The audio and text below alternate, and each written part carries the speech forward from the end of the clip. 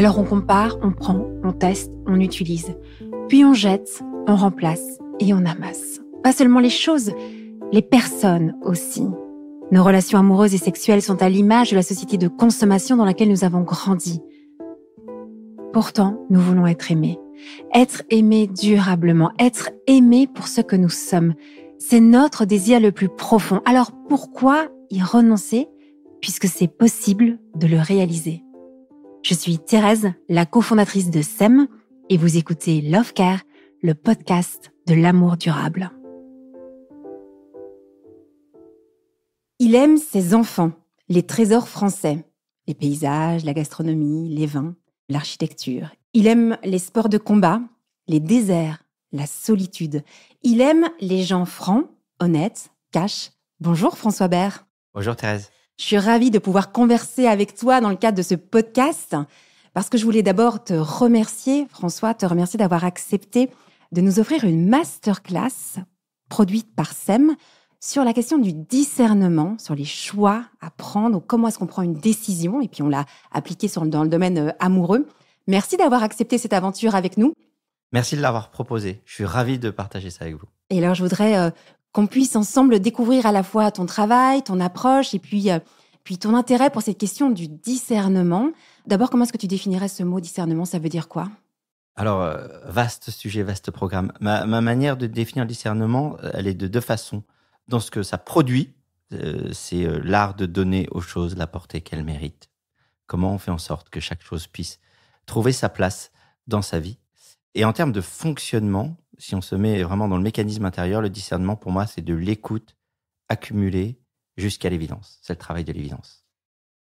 On t'a proposé de faire cette masterclass sur le discernement parce que François, t'as fondé une école du discernement. Alors moi, j'étais émerveillée par ce projet.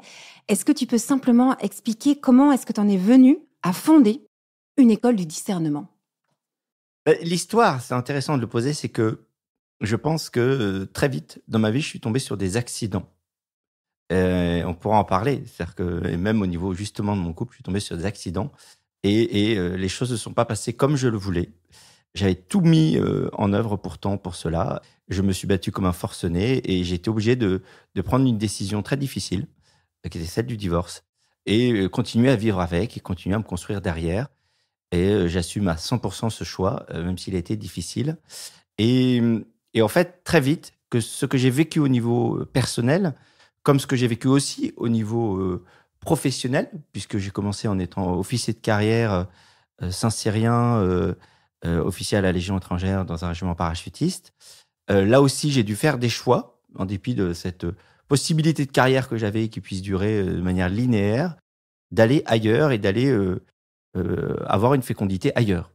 Comme si j'avais formulé ça un peu comme ça en disant « Les épreuves ne sont pas des murs, mais des mains délicates qui nous emmènent, malgré nos entêtements, vers notre juste chemin. » Et voilà, ça a été un peu... Je suis passé par plein de phases difficiles, mais pour aller droit au but sur votre question, j'ai été obligé, très tôt, de devoir trouver des solutions à des situations qui étaient inscrites nulle part, dans lesquelles il fallait bien trouver un débouché de vie, un débouché de fécondité. Il ne s'agissait pas de rester justement dans un cadre confortable au risque d'être tordu pour pouvoir juste justifier d'être dans la bonne case. Il fallait bien être capable de voir un débouché nouveau, de voir un chemin nouveau. Et donc, il a fallu que je descende dans mon intériorité, indépendamment de toutes les bousculements, les pressions, les jugements sociaux, pour faire ce pas majeur dont la moisson serait différée. Donc, le discernement, en fait, ça a été une des grandes confrontations de ma vie, une grande convocation de ma vie. Et plus le temps a passé, plus j'ai pu m'apercevoir que, justement, avec le temps, j'en voyais la moisson et qu'il me paraissait indispensable, à partir du moment où j'avais pu le pratiquer, puis le mettre en mots, de le partager au plus grand nombre. Parce qu'au final, plus on avance dans la vie, plus on s'aperçoit que c'est pas dans les livres qu'on aura la réponse à nos problèmes, mais c'est bien dans une capacité intérieure de clairvoyance. Je te remercie François d'avoir eu le courage de te remettre en question sur la façon dont tu as posé à l'époque tes choix, parce que tu nous offres aujourd'hui une masterclass exceptionnelle. Alors j'ai déjà eu l'occasion de la suivre, elle est disponible sur le site internet de SEM, et si c'est la première que nous avons choisi de produire, c'est pas un hasard. Chez SEM, Nous soutenons l'amour durable. Et l'amour durable, ça ne signifie pas durer pour durer, rester ensemble coûte que coûte. Absolument pas. L'amour durable, c'est une relation qui s'épanouit dans la quête de solidité, de stabilité, d'équilibre, de sérénité. C'est parce qu'il est construit solidement que cet amour va résister aux épreuves du temps. Tu vois, un peu comme une maison construite sur des fondations solides, elle résiste aux tempêtes. Ou un vêtement fabriqué avec des matériaux de qualité résiste à l'usage. Les fondations dans une histoire d'amour, c'est justement ce temps du discernement. Et les matières premières dans une histoire d'amour, c'est tout ce que je vais découvrir de l'autre, quoi. Ses valeurs, ses désirs, sa personnalité. Et voilà pourquoi on a décidé d'ouvrir notre programme de formation avec cette première question. Comment faire le bon choix en amour? Comment prendre la bonne décision? Tu valides notre choix? Et profondément, pour 2 raisons. D'une part, pour ces éléments de choix initiaux. C'est-à-dire que quand tu parles de fondation, effectivement, moi, je me suis aperçu que très souvent, pour plein de raisons sociales, on va construire les choses beaucoup plus sur des valeurs apparentes que des valeurs réelles, des valeurs d'appartenance par rapport au groupe, beaucoup plus que des choix qui sont en alignement avec soi-même, hein. C'est une évidence qu'on pourrait tout de suite donner, quoi. C'est comme quelqu'un qui vous dirait « telle personne, elle est idéale pour toi, choisis-la ». On a envie de lui répondre « elle est idéale en soi, elle n'est pas idéale pour moi ». Et ça, il n'y a que moi qui le sais à l'intérieur de moi. Tu as jugé sur des critères extérieurs, tu vas pas juger sur des critères intimes qui sont liés à mon contexte personnel. Bon, voilà. Donc déjà, ça me parle sur cette question de la fondation initiale qui est effectivement souvent, qui a l'apparence d'une solidité alors que c'est un colosse au pied d'argile. La deuxième chose, c'est que précisément, à partir du moment où il y a ces fondations bancales, il faut être capable, le moment venu, c'est là que le militaire parle aussi, quand les situations sont très contraintes, de faire des choix difficiles qui permettent la survie et qui permettent la relance plutôt que de s'entêter et de se draper d'un honneur lâche qui est de ne pas décider pour que les apparences soient conservées et que tout le monde meure, quoi. Une des réflexions que j'ai souvent en accompagnement, c'est la distinction que je donne entre le sens de la mission et l'intelligence de la mission. C'est bien en écho par rapport à ce que tu dis de la durée. C'est-à-dire que le sens de la mission, c'est un attachement moral à la mission qui est une très belle valeur tant que la mission ne bouge pas. Et c'est une valeur qu'on demande en général aux échelons. Plus ils se rapprochent de l'exécution, plus on demande que ce soit une valeur forte. Mais plus on se rapproche de la décision, plus on demande par priorité l'intelligence de la mission, c'est-à-dire la capacité, malgré l'attachement collectif à un axe qui a été donné à un moment donné, d'être capable de repositionner l'axe général. L'exemple qui me vient, c'est le pont La Rivière-Kwai, pour ceux qui le connaissent, des prisonniers anglais qui se retrouvent dans un camp japonais, qui font le choix de construire un pont pour les Japonais en sachant qu'il n'y a pas d'enjeu stratégique sur ce pont, ce qui leur donne la possibilité d'un débouché. Et c'est bien, donc c'est une bonne illustration d'une construction collective qui se fait, sauf que patatras, d'un seul coup, les Anglais réinvestissent la Birmanie, donc le pont devient stratégique, et là, il s'agit de faire péter le pont. Et là, vous avez des gens qui se sont tellement mis dans une appartenance à la construction du pont qu'ils ne sont pas capables de prendre cette décision majeure qui est de faire péter le pont, en l'occurrence pour sauver l'ensemble du collectif sur le sujet. Capable de faire péter le pont. Ça m'interpelle. Alors, je te disais que pour SEM, on défend ce concept d'amour durable et donc comment elle inscrit avec des bonnes fondations. Et puis, il y a une chose, moi, dont j'ai jamais parlé, vraiment jamais, c'est que j'ai connu moi-même aussi un divorce. Tu en as parlé en introduction. Alors, ça peut sembler surprenant que lors de ce podcast, on parle d'amour et on est 2 personnes divorcées à en parler. Mais justement, si j'ai voulu m'investir dans SEM, si j'ai voulu que la première masterclass soit celle du discernement, c'est parce que, justement, ça fait aussi écho à mon histoire. Si j'ai j'ai pris la décision à un moment de faire péter le pont, comme tu dis, c'est-à-dire de décider d'arrêter un mariage. C'est parce qu'en fait, à la base, quand on a décidé de se marier, il y avait un mauvais, très mauvais, extrêmement mauvais discernement. C'est-à-dire qu'on a construit une maison qui avait de la gueule, qui était belle, une magnifique baraque avec 3 magnifiques enfants, avec des magnifiques projets, avec des personnalités hautes en couleurs, très belles. mais avec des fondations en sable, des fondations extrêmement fragiles. Et dans cette maison magnifique, on s'y sentait pas bien parce que nous, on savait qu'il y avait un défaut de construction. Et tu sais, comme quand on veut vendre une maison et on sait qu'il y a un défaut de construction, on va masquer les défauts pour que surtout personne ne les voit. Donc, on mettait beaucoup d'énergie à masquer les défauts au lieu d'aller les réparer à l'origine. Et finalement, on a construit cette maison avec plusieurs étages. Et à un moment, elle était extrêmement fragile. À chaque coup de vent, on pensait que tout allait s'écrouler. Et à chaque fois, on est revenu sur ces fondations qui ont été mal posées. Bon, il se fait aussi que je me suis mariée extrêmement jeune. J'avais 19 ans, mais c'est pas juste une justification. Mais ça aussi explique qu'il y avait le temps du discernement qui n'a pas été bien établi et que ça a conduit à un divorce des années plus tard. Et le divorce, moi, j'en souffre tous les jours. Ça me reste la blessure de ma vie. C'est d'une douleur, voilà, je n'arrive pas à la cicatriser pleinement. Je pense que je vivrai toute ma vie avec cette douleur. Et le divorce, je le souhaite pas à mon pire ennemi. Je souhaite pas à mon pire ennemi de divorcer. C'est terrible, parce que tu vois, quand tu dis on va péter le pont, à un moment, il faut, parfois dans certaines situations, arrêter une relation qui n'est pas bonne, c'est-à-dire une relation qui nous entraîne vers quelque chose de mortifère, de triste, qui nous étouffe, mais ce n'est pas quelque chose que l'on désire au départ. Donc, on ne souhaite à personne d'arriver à cette décision-là. Et c'est pour cette raison que j'ai vraiment envie de proposer des solutions comme ta masterclass pour accompagner le plus de personnes possible à prendre le temps de la décision. Tu vois, je ne sais pas si ça fait écho aussi chez toi, mais énormément. Et ce que je trouve très émouvant, c'est justement de se rejoindre dans ce projet sur la volonté plutôt que de soit de se draper sur sa position, soit de s'éloigner de ceux qui vivent un bonheur en disant pour moi c'est foutu, etc. C'est de tirer parti de nos propres trébuchements, de nos propres difficultés pour en faire un trésor pour les autres. En fait, je pense qu'il y a une fécondité profonde à aller justement dans ces lieux d'erreur. C'est une image que j'ai donnée récemment à quelqu'un. Quand tu vas apprendre l'anglais, vaut mieux choisir un professeur anglais ou un professeur étranger. La première tendance, un professeur anglais. Non, en fait, il vaut beaucoup mieux un professeur étranger. Pourquoi ? Parce que lui a fait toutes les démarches et rentré dans les difficultés de la langue pour pouvoir l'enseigner. Là où l'anglais, la tentation de dire, on dit comme ça parce que c'est comme ça. Pour lui, c'est juste naturel. Tout a toujours déroulé. Donc, là où un professeur étranger, voilà, encore une fois, c'est parce qu'il sera passé par les difficultés qu'il aura en lui une expérimentation des lieux, une capacité à simplifier les problèmes parce qu'il aura fait cet effort pédagogique pour y arriver, etc. Et donc, je trouve ça très beau, au contraire.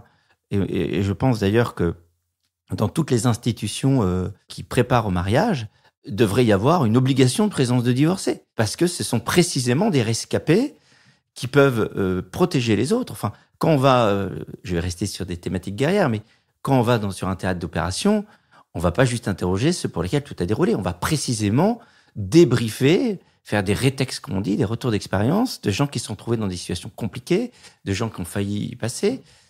C'est là qu'il y a une possibilité accumulée d'aider les autres. Et puis, de ce que tu dis aussi de cette blessure, ce que je trouve intéressant, c'est à la fois une blessure, souvent parce qu'on n'a pas eu les éléments de départ, souvent parce qu'après s'être battu avec acharnement, ce que les gens aussi oublient, on s'est battu avec acharnement et on est tombé parce que ça arrive sur des impasses, sur des impossibilités, et donc sur un vrai devoir, encore une fois, plutôt que de garder l'apparence, de se repositionner. Mais ce que je trouve malgré tout assez merveilleux, c'est de voir beaucoup la thématique de la fécondité, mais elle est très présente dans tout votre programme, de voir que même dans ces lieux d'impasse et d'impossibilité, il y a une fécondité nouvelle qui sert à tout le monde. Ça me touche ce que tu viens de me partager parce que moi, j'ai reçu le message complètement inverse, c'est-à-dire que pour parler d'amour et de sexualité, il fallait que je sois exemplaire et d'exemplaire. En fait, on a opéré un glissement vers irréprochable.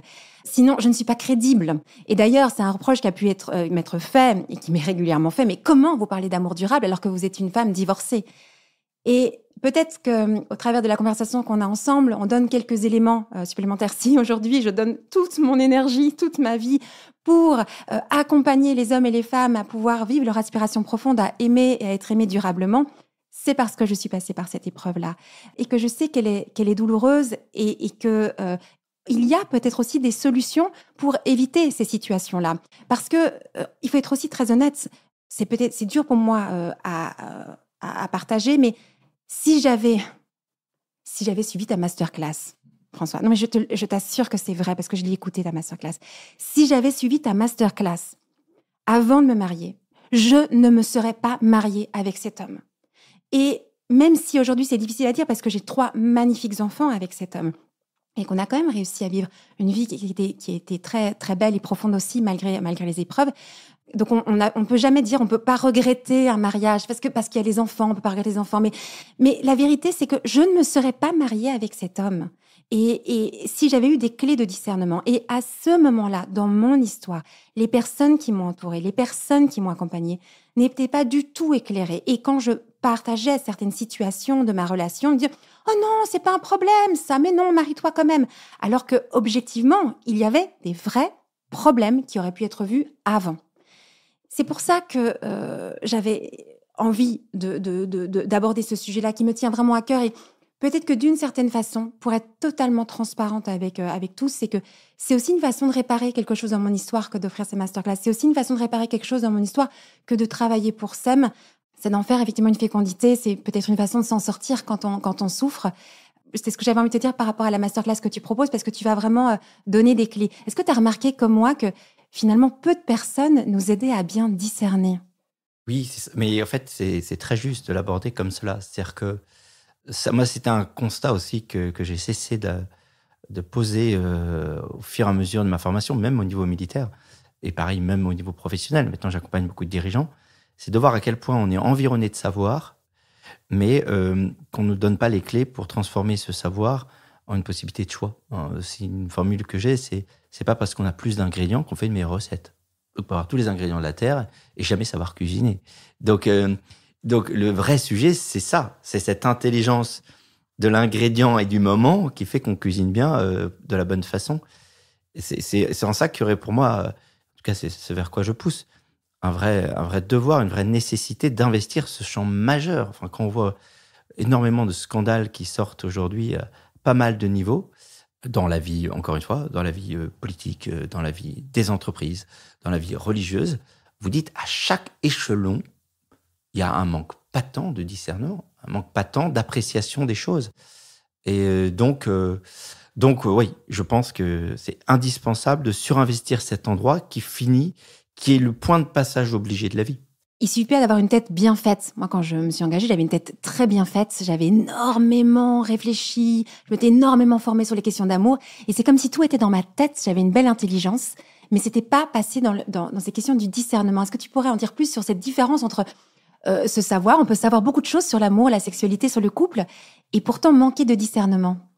Oui, mais j'ai 2 images là-dessus. C'est savoir tout sur tout, c'est une ambition de dictionnaire. Voilà. Donc, c'est quelqu'un, on pose la question, il répond quelque chose de déjà su. C'est une logique de certitude. Et c'est pas du tout une logique de discernement. C'est une logique de savoir, c'est une logique de raisonnement, à la limite. Et donc, pour moi, cette première image qui est très intéressante, c'est de voir comment le savoir, encore une fois, n'a pas la case connexion. On peut dire que le savoir est un logiciel, le discernement est le Wi-Fi qui lui donne une portée précise dans un contexte particulier. Et donc, voilà, c'est du savoir sans connexion. Et du savoir sans connexion, il est à côté de la plaque.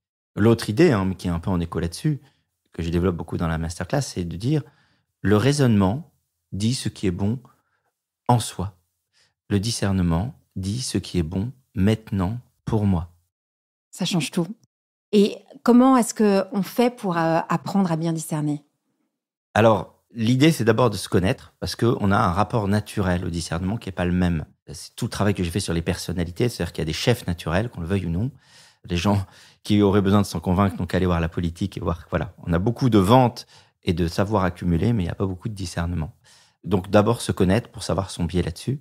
Et après, le point clé, je développe beaucoup d'éléments dans la masterclass là-dessus, mais le point clé pour moi, c'est vraiment le travail de l'écoute. Et de l'écoute intérieure. C'est-à-dire que, pareil, tous vos conseillers vont vous donner de la donnée brute qu'il ne s'agit pas de transformer en synthèse, mais en discernement. La synthèse ou le consensus, c'est la volonté d'une sorte de péréquation, de points moyens pour satisfaire tout le monde, et donc d'être capable potentiellement d'être d'accord, mais à côté de la plaque, de trouver un point central qui est complètement à côté du sujet. Là où l'écoute, là aussi on y reviendra, c'est vraiment le fait de laisser revenir l'évidence à l'intérieur de soi.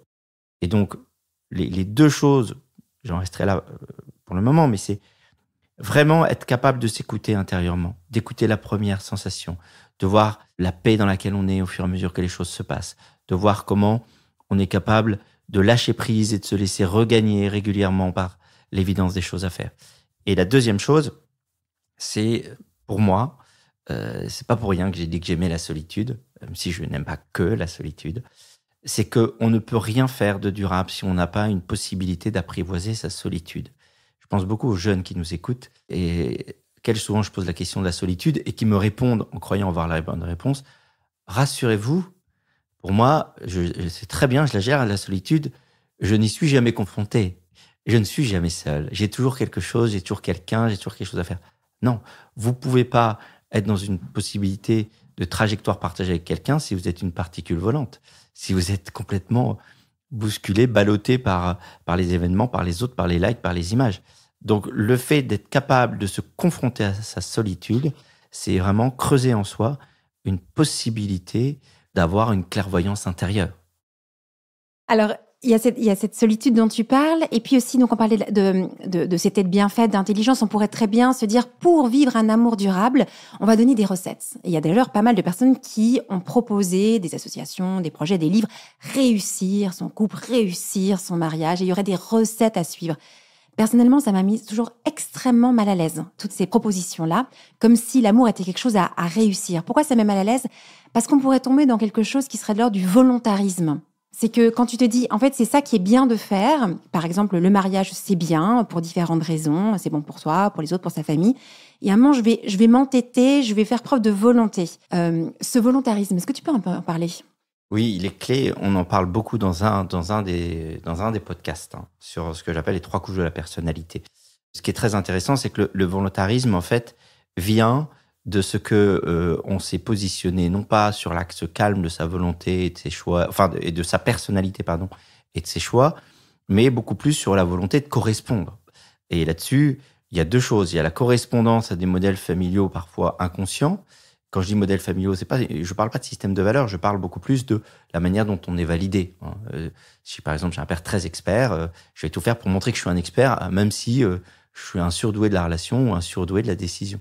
Et donc, il y a un problème de le volontarisme, une volonté de correspondre à un modèle, souvent inconsciemment, qui ne correspond pas du tout à son être. Et l'autre côté de la correspondance, c'est par rapport, encore une fois, à une société qui est de plus en plus portée vers l'image. C'est-à-dire, volonté d'instagrammer sa vie sans cesse et de pouvoir continuer à dire aux gens, regardez comme je suis parfait, regardez l'image est parfaite, regardez j'ai retoiletté.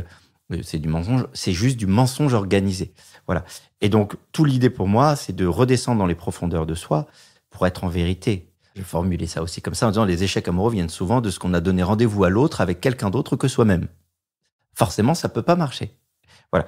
Et l'image que j'associe à ça, sur le côté volontarisme, c'est l'image de l'escalade.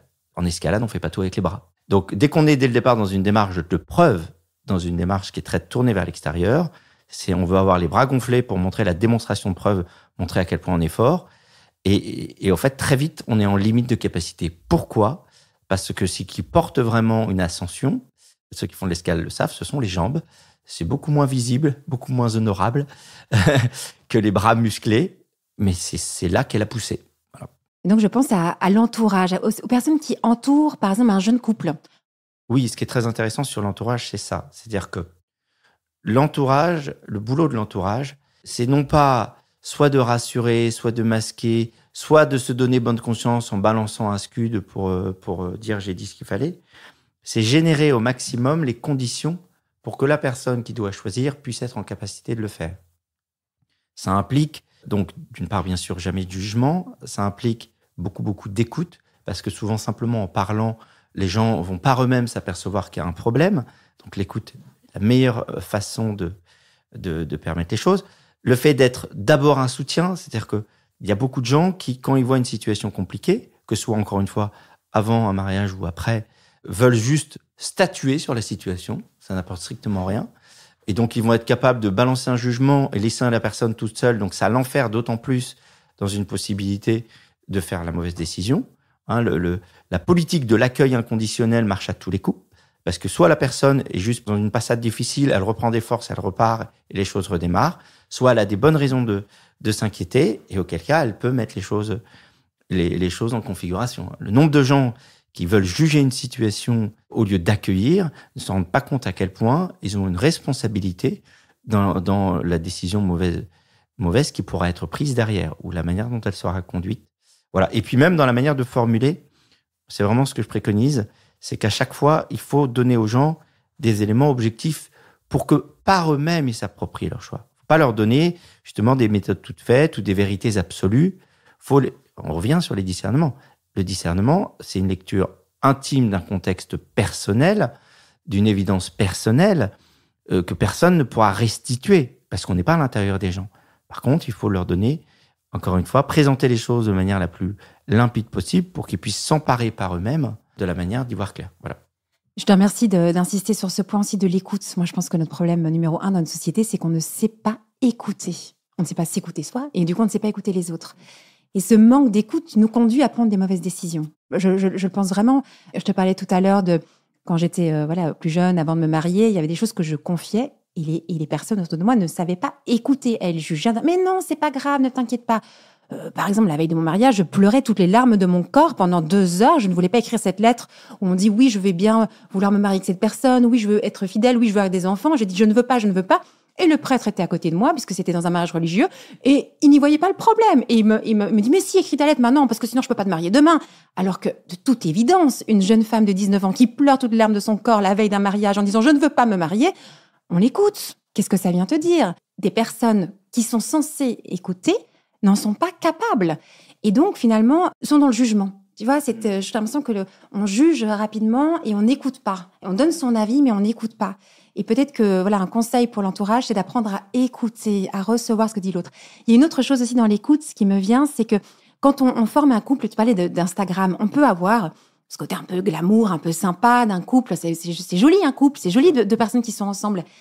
Et puis, on peut aimer cette image-là et se dire, mais vous, c'est sûr que ça va bien.